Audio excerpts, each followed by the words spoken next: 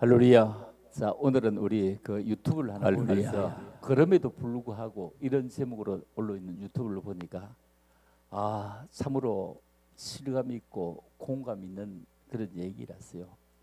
그럼에도 불구하고 지켜나가고, 그럼에도 불구하고 참아나가고, 그럼에도 불구하고 안고 나가는 삶이 가장 행복한 삶이라. 공감합니까? 네, 정말 공감되었습니다. 어떻게 그렇게 공감되는 얘기를 썼을까요? 우리 그럼에도 불구하고 이 찬양 한 곡 하고 보도록 하겠습니다. 할렐루야. 너무 좋습니다.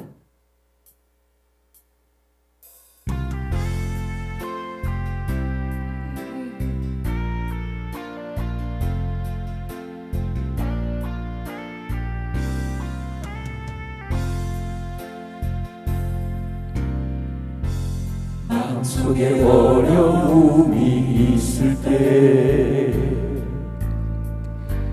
마음속에 어려움이 있을 때, 마음속에 어려움이 있을 때, 주님 내게 먼저 오사 내 마음을 만지고, 주님 앞에 나올 수 없을 때,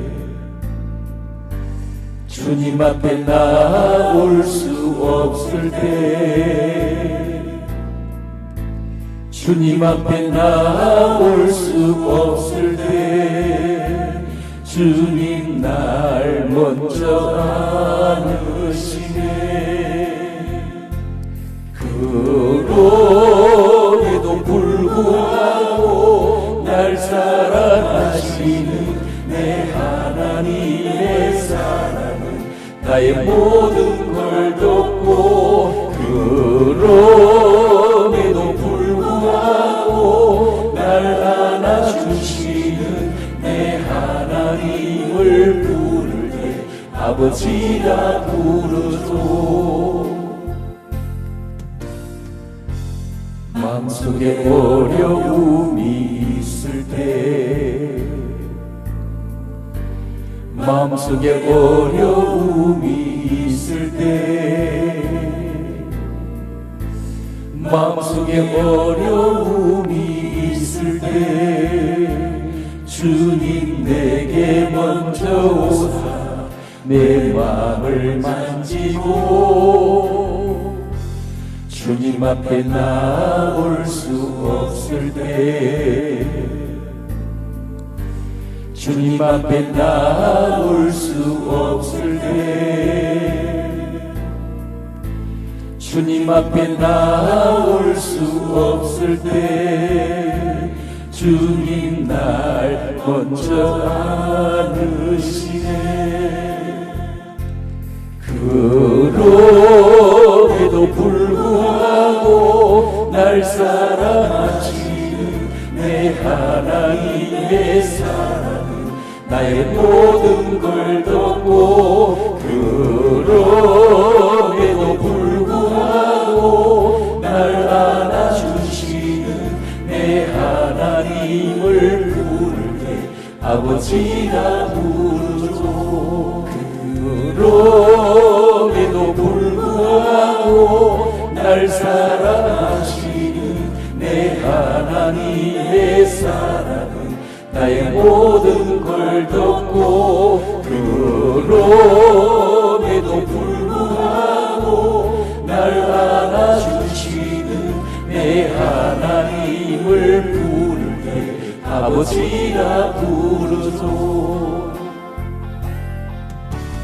그럼에도 불구하고 날 사랑하시는 내 하나님의 사랑은 나의 모든 걸 돕고, 그럼에도 불구하고 날 안아주시는 내 하나님을 부를 때 아버지라 부르소. 그럼에도 불구하고 날 사랑하시는 내 하나님의 사랑은 나의 모든 걸 돕고, 그럼에도 불구하고 날 안아주시는 내 하나님을 부를 때 아버지라 부르죠. 내 하나님을 부를 때 아버지라 부르죠. 내 하나님을 부를 때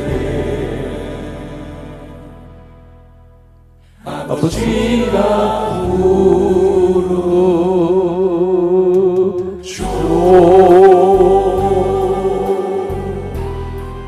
이 찬양 또또는 참 잘했습니다. 어릴 적부터. 그렇죠? 진짜 또또는 천재였죠. 음악 천재. 또또는 음악의 천재인 기질이 있죠. 진짜 또또를 쳐다보면 정말로 부럽습니다. 정말로 그렇죠. 우리 또또와 함께 참 귀한 시간 많이 보내기를 원합니다. 오늘은 저의 생각을 나눠보는 시간인데요. 제가 이야기할 주제는 그럼에도 불구하고라는 말입니다. 저는 유튜브 영상 안에서 되도록이면 저의 마음과 생각을 나누려고 해요. 에피소드 위주로 이야기를 하다 보면 그게 저의 이야기이기도 하지만 동시에 다른 사람의 이야기가 될 수도 있기 때문이고요. 또 오프라인에서 저와 연결된 사람들이 간혹 불편함을 느낄 수 있기 때문이죠. 그래서 부득이하게 언급을 할 때는 실명과 상황을 알아채지 못하도록 이야기를 하곤 합니다. 국내는 잘 살고 있는 부부들이 정말 많이 있어요. 그래서 그분들이 어떻게 해서 잘 살고 있는지 그 시작에 대해서 제가 생각을 해본 적이 있거든요. 제가 얻은 결론은 그분들 모두 그럼에도 불구하고 배우자를 선택했다는 점이었어요. 그럼에도 불구하고 배우자를 선택한 사람들은 다른 사람들보다 좀 더 끈끈하고 더 잘 살고 있다는 느낌을 받았거든요. 대단한 선자리가 있는데 그럼에도 불구하고 자신의 배우자를 선택한 경우, 그리고 종가의 외며느리 자리가 부담스러웠지만 그럼에도 불구하고 배우자를 선택하는 경우, 시댁이 너무 빚이 많아서 결혼하면 맞벌이를 하면서 본인이 고생할 것이 뻔히 보이는데도 그럼에도 불구하고 배우자를 선택한 경우, 친정이 좀 어려워서 사위가 된 역할이 좀 부담스러울 수 있겠지만 그럼에도 불구하고 배우자를 선택한 경우, 신체에 핸디캡이 있음에도 불구하고 배우자를 선택한 경우, 몸이 약하지만 배우자를 선택한 경우, 그리고 또 학벌 차이가 많이 나지만 그럼에도 불구하고 배우자를 선택한 경우, 이런 분들이 좀 떠오르네요. 우리 평범한 대부분의 사람들은 어떤 선택을 할 때 때문에가 먼저 떠오를 거예요. 이곳에 가면 내가 편할 것 같기 때문에, 여기에 가면 내가 이득을 많이 볼 것 같기 때문에, 그리고 이것을 선택하면 내가 유리할 것 같기 때문에, 당연하게 자신을 위해서 때문에 생각을 안 할 수는 없어요. 하지만 이 때문에가 가끔은 자신이 선택한 족쇄가 될 수도 있더라고요. 때문에 선택한 것들은 그 때문에의 조건이 사라지면 더 이상 머무를 이유가 없는 것 같고 쉽게 다른 때문에를 찾아 떠나게 되는 것 같아요. 그렇다면 그럼에도 불구하고 선택을 하는 사람들은 어떤 사람들일까요? 첫째, 자존감이 높고 겁날 게 없는 사람들이다. 둘째, 순수하고 인생의 소중한 것을 아는 사람들이다. 셋째, 후회하기보다는 문제 해결을 하려고 노력하는 사람들이다. 넷째, 눈에 보이지 않는 더 소중한 가치를 알아챌 수 있는 사람들이다. 다섯째, 인생의 참 행복을 누릴 자격이 있는 사람들이다. 대충 이렇게 정리가 되더라고요. 그런데 말입니다. 누구나 그럼에도 불구하고 선택을 할 수 있을까요? 아니죠. 이미 그 사람들은 그렇게 배우고 자란 사람들입니다. 그 사람들이 양육되어진 환경, 그 사람들이 자라면서 만났던 성인들, 자신의 부모님들, 그리고 주 양육자 아니면 선생님들, 그리고 주변에서 한 번씩 부딪히는 올바른 성인들, 이런 사람들을 만나서 그럼에도 불구하고 하는 선택이 생활화되어 있는 사람들이었어요. 제가 최근에 넷플릭스 드라마 소년 심판을 보았는데요.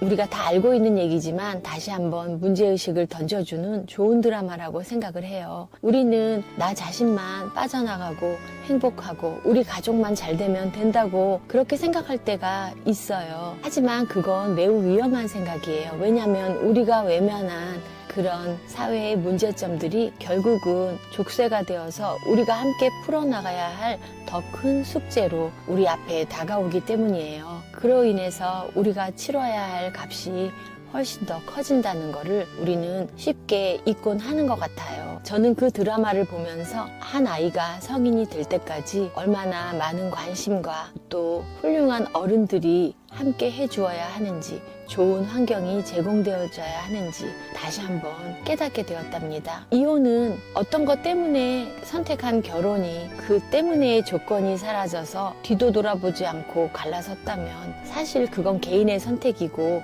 큰 문제가 되지 않는다고 생각해요. 그냥 삶의 형태이니까. 하지만 이혼 가정에 자녀가 있다면 그건 단순한 문제가 아니라고 생각해요. 제가 만나고 듣고 보고 여러 가지 현실적인 면에서, 그리고 또 이 드라마에서도 시사해 주듯이 이혼 가정의 자녀들이 정서적으로 안정감을 갖고 바르게 성장하는 데는 이혼하지 않은 가정에 몇 배의 노력이 필요하다는 거, 그게 현실인 거예요. 결혼과 사랑, 일, 단순히 친구 되기, 여러 가지 선택의 순간들이 우리를 기다리고 있어요. 우리가 이미 한 선택들, 그리고 지나간 일들에 대해서 오늘은 한번 생각해 보셨으면 좋겠어요. 내가 선택이 어떤 것 때문에만 선택했을까? 아니면 그럼에도 불구하고 선택해서 내가 더 잘했던 경험은 어떤 것들이 있을까? 저는 여러분이 그럼에도 불구하고 선택해서 잘된 적이 있다면 큰 박수를 보내드리고 싶어요. 우리의 선택은 어떤 것들이었는지 한번 생각해 보면서 앞으로의 선택도 더 현명하게 해나가는 자주님들이 되시기를 간절히 기도합니다.